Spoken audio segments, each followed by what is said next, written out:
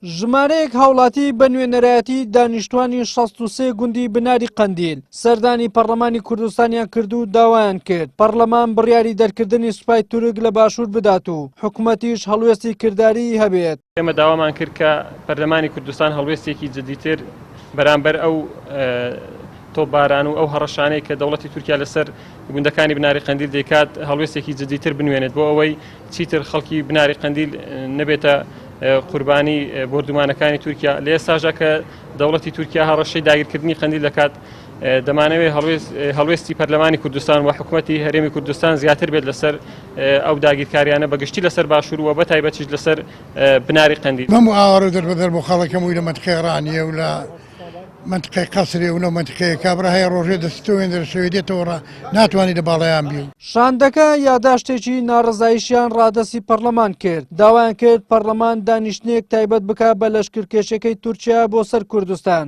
بەڵام دەستەی سەرۆکاتی پەرلەمان هیچ بەڵێنێکی بۆ جێبەجێکردنی داواکاریەکەیان نەدا. ئەندامێکی لێژنەی پێشمەرگەش لە پەرلەمانی کوردستان دەڵێت وەکو لێژنەی پێشمەرگە چەندین جار داوای کۆبوونەوەمان کردووە لەسەر دەست درێژەکانی تورکیا بۆ سەر کوردستان، بەڵام تا ئێستا دەستەی سەرۆکاتی وەڵامی نەداینەوە.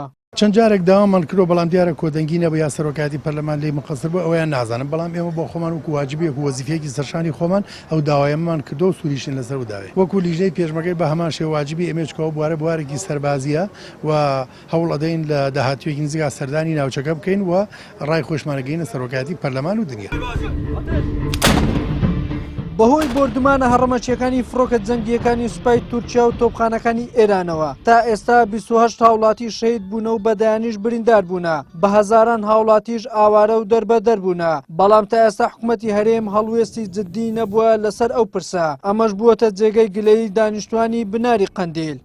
وەلی سەلیم، کەناڵی ئاسمانی پێم، هەولێر.